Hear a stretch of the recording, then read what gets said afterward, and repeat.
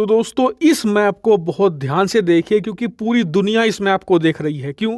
क्योंकि ये मैप है लाल सागर और अरब सागर का और इसमें यह दिखाया गया है कि भारतीय नौसेना ने पिछले 24 घंटों के अंदर कहां कहां युद्धपोत तैनात किए हैं। और कोई ऐसे वैसे युद्धपोत नहीं है, हम बात कर रहे हैं मिसाइल डिस्ट्रॉयर की। और जिन्हें नहीं पता तो नौसेना में सबसे बड़ा और सबसे शक्तिशाली हथियार होता है एयरक्राफ्ट कैरियर, और एयरक्राफ्ट कैरियर से ठीक नीचे आता है मिसाइल डिस्ट्रॉयर। और भारत ने ये मिसाइल डिस्ट्रॉयर तैनात कर दिए हैं यमन के हूती विद्रोहियों को काउंटर करने के लिए। और इस तैनाती को देखकर दुनिया भर के तमाम मिलिट्री एक्सपर्ट कह रहे हैं कि भारत यहां पर कुछ बड़ा कर सकता है। ऐसा क्यों? आप खुद देख लीजिए। जैसा कि आप इस मैप में देख सकते हैं, भारत का एक युद्धपोत आईएनएस कोलकाता तैनात किया गया है बिल्कुल लाल सागर के मुहाने पर। जिन्हें नहीं पता, आईएनएस कोलकाता बहुत ही ज्यादा बड़ा, महंगा और खतरनाक हथियार है। इसकी तैनाती लाल सी के बिल्कुल मुंह पर करना एक बहुत बड़ी बात है। इतना ही नहीं, हमने अपना दूसरा युद्धपोत तैनात किया है आईएनएस कोची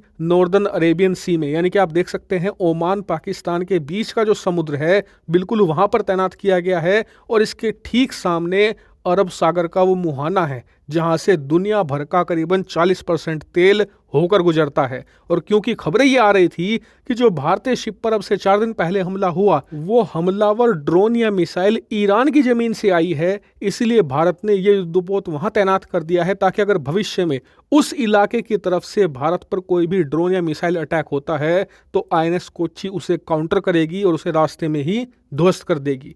तीसरी डिप्लॉयमेंट की गई है हमने भारत के उस इलाके में जहां पर अब से 4 दिन पहले शिप पर हमला हुआ था। वहां पर हमने 3 युद्धपोत तैनात किए हैं, जिनमें से 2 हैं आईएनएस विशाखापत्तनम और आईएनएस चेन्नई। एक तरीके से ये चेक पॉइंट की तरह इस्तेमाल की जाएंगी कि कोई भी शिप आ रही है भारत में उसकी जांच पड़ताल की जाए। अगर वहां पर किसी प्रकार का हमला उस पर हो जाता है तो उसे तुरंत मदद दी जाए और जरूरत पड़ने पर काउंटर अटैक भी किया जाए हमलावर पर। इसीलिए 3 युद्धपोत सुरक्षा में तैनात किए गए हैं। इतना ही नहीं, पूरे अरब सागर और लाल सागर पर नजर रखने के लिए, सर्विलांस करने के लिए, जासूसी करने के लिए हमने सी गार्डियन ड्रोन तैनात कर दिए हैं जो हमने अमेरिका से किराए पर लिए थे। इसके अलावा P-8I पोसाइडन एयरक्राफ्ट भी सर्विलांस के लिए तैनात किए गए हैं। लेकिन बात यहीं तक सीमित नहीं है, हमने सबसे बड़ी डिप्लॉयमेंट ये करी है कि 4 शक्तिशाली मिसाइल युद्धपोत तैनात किए हैं। जी हाँ, मिसाइल डिस्ट्रॉयर जिनमें ब्रह्मोस मिसाइलें लगी हुई हैं। और ये ब्रह्मोस मिसाइलें जमीन पर भी हमला कर सकती हैं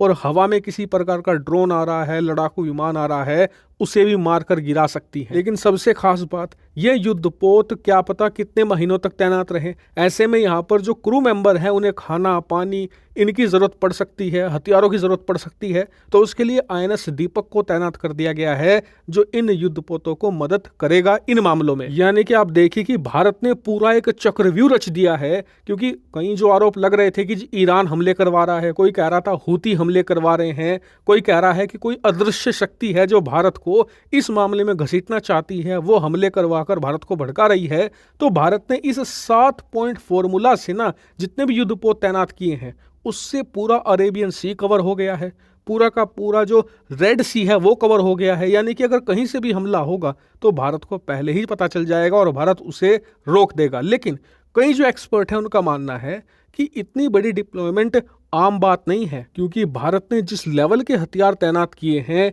ऐसे हथियार अमूमन युद्ध जैसी स्थिति में तैनात किए जाते हैं दुश्मन को ध्वस्त करने के लिए। इसके अलावा राजनाथ सिंह जी जो हमारे डिफेंस मिनिस्टर हैं उनका बयान आया है कि सरकार पाताल से भी हमलावरों को ढूंढ निकालेगी और उन्हें सजा दी जाएगी और भारतीय नौसेना अपनी ताकत दुनिया को दिखाएगी।